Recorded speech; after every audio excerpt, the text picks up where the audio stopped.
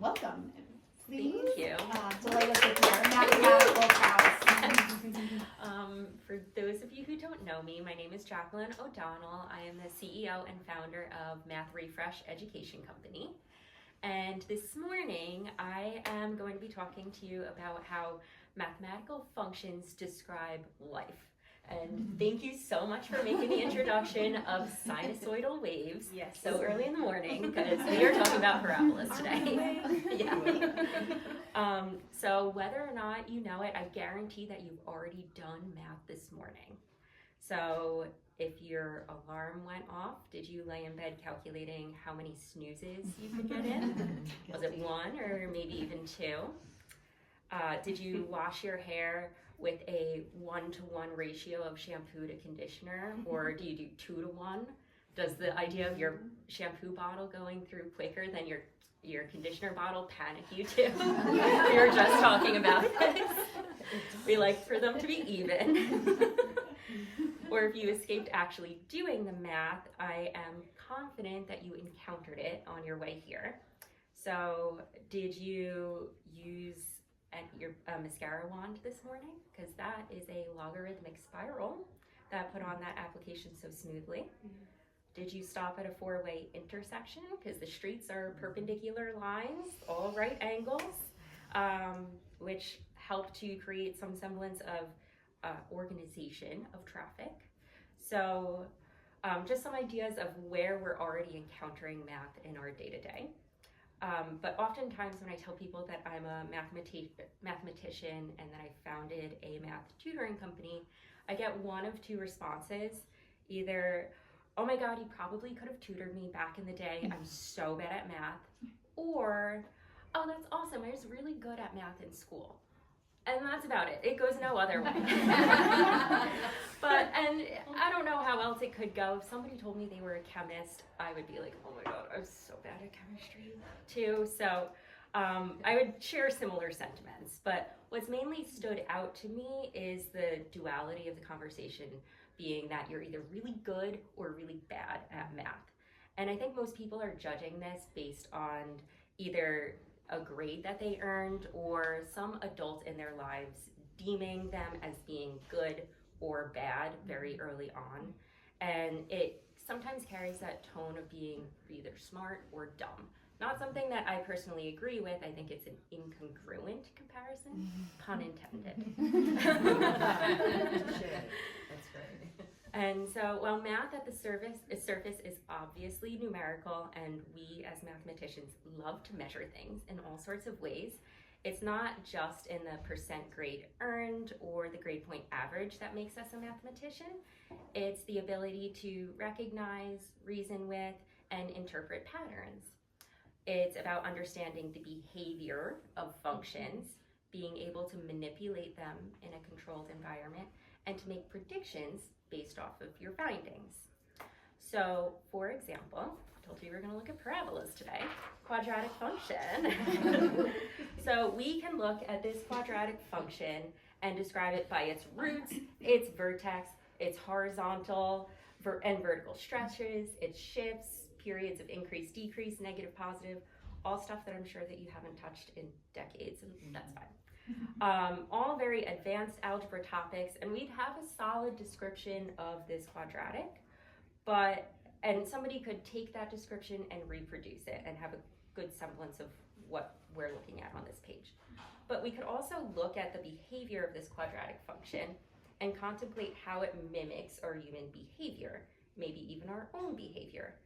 Have you felt the way that this graph looks, where we're increasing rapidly, hitting the highest point before then returning where you came from? Do we all at some level have a shared understanding of what this feels like? So this graph, a negative quadratic function, strives its whole life for the top only to fall down. And so is this a tale of tragedy or fortune? It did make it to the top. Another one.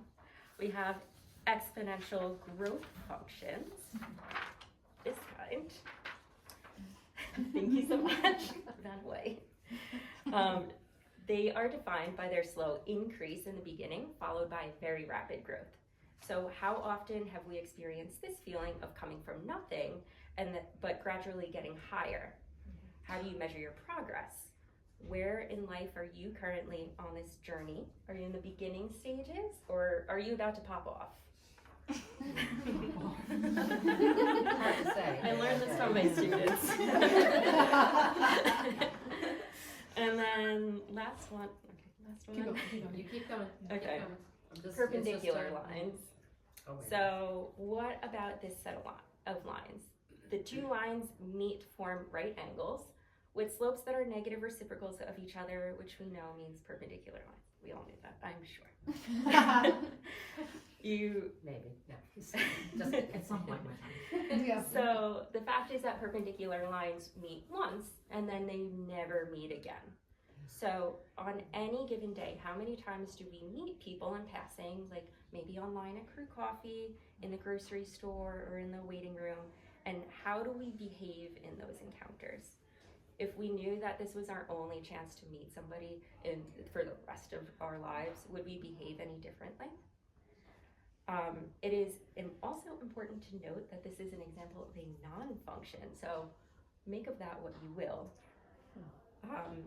So with a mathematical mindset, we can see life as a symphony of mathematical functions, such as just some of these. There's certainly plenty more, including sinusoidal waves, as we've already heard. But we can use mathematical patterns and relationships as a way to see the world and describe our human experience. So if you are human, which we all are, you are experiencing this world of mathematical principles, whether or not you know it. But it's this fresh approach that I like to take to mathematics and what kind of led me down this journey that I'm on of rebranding math as something that everybody is capable of doing. We are all internally mathematicians, even if we can't regurgitate some formula. We are understanding the foundational principles of functions and using them and feeling them in our lives.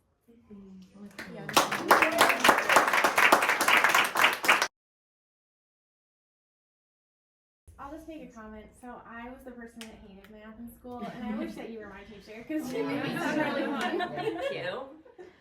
I also, one of my daughters, my youngest, is a scientist or studying to be a scientist, and she will never get over the fact that in 7th grade, her math teacher did not recommend her for the bypassing, skipping a level of science and taking blah, blah, blah. So while many of her smart friends got to jump ahead a year in science, she got to just go into 8th grade science.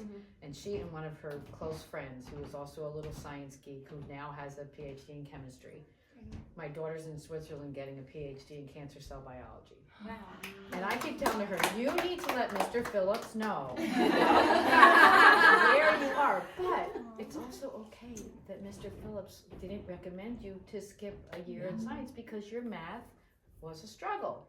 But look at, so the lesson is just, it's okay that you didn't get to do that something special. It doesn't change the outcome. Right. And I mean, math was And my maybe worst make it subject. better, I was right? the student who's I had a tutor in high school. I don't know how I even graduated because I could not do geometry. But It's usually we're all most here. people don't find out. Yeah, and we made it. Somehow it didn't affect our whole life. And it's okay that your daughter's trajectory was not the same graphically. She went on a different path. As but, her friends who Yeah. were a year ahead, and she was just felt like a dunce. I'm like, but she ended up where she was supposed to. she did. She It's did. amazing. Yeah. Didn't hold her back. Kayla, did you want to share? Yes. Okay. Oh, I do. So this might be an out there question, but the pioneers of math, do you believe that they were making the terminology and calling them what they were, but finding them in nature first? And also, do you think that there are things made up in math that aren't a part of nature at all? Or do you think they have to be congruent? So I think that math is something that we've discovered. It's the universal language. It exists everywhere within the multiverse.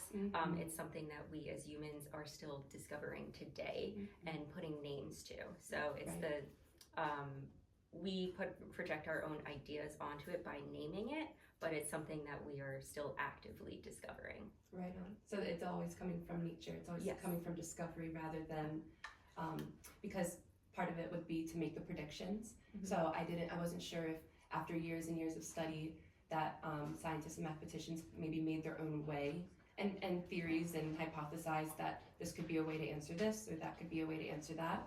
So I was wondering if most of the modern and more advanced came from the human mind and coming to terms, or if it's always come from nature, but it sounds like it's always come from So nature. there's two thoughts here. So I do believe that it's always come from nature. There's math everywhere in nature. I published a children's activity book about like where you can see math in the world. Like go on a nature walk and find it. And a lot with like Fibonacci's sequence, if anybody's heard of that, spiral, the golden spiral, fits a lot in nature. There's also this notion of what they call the God particle on the Higgs boson field, where like if humans observe something, it changes the behavior of that thing, which gets like really deep into quantum physics, which I love. But so I think that both exist. It is very much in nature, but also how much are we affecting the outcomes by observing. And making something new by splitting and diversifying or dividing and making something new altogether. Because we are nature. Anyway, sweet. Nice. There's actually a study that I reference in some of my presentations about with fractals. It was that if you mindfully gaze or observe a fractal, that it the study showed that it was 60% reduction in levels of stress and cortisol. And so this idea too that like this symbiotic relationship between, that's math, right? Like this seemingly never ending pattern that actually can, change our well-being in that moment too is really profound. So you guys could go out fractal finding. I think math is very spiritual. Oh yeah. When you That get to sounds the like a very- t-shirt.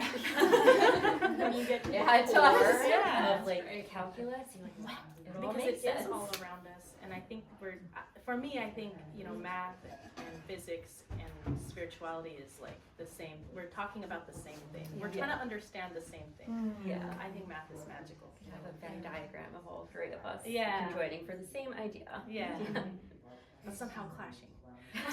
I love how you make math attainable Thank you. for even young children in middle school and high school. I wish that you were there when I was struggling with math. Wouldn't it have been so different? Yeah.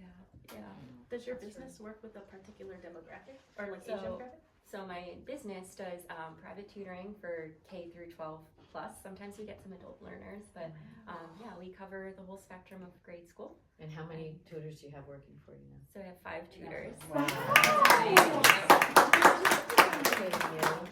Started as you, and now it's just I'll just say amazing. I spend a lot of money every month to send my son to Mathnasium just to keep him ahead of the curve.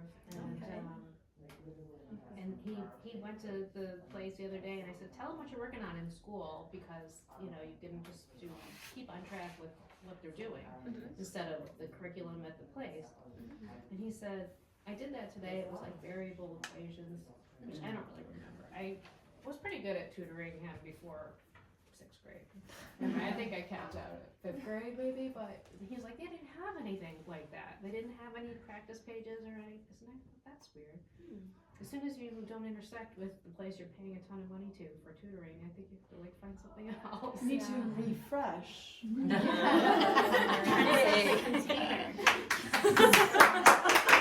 Well played. Thank you, Jacqueline. We'll all be signing up soon. I know.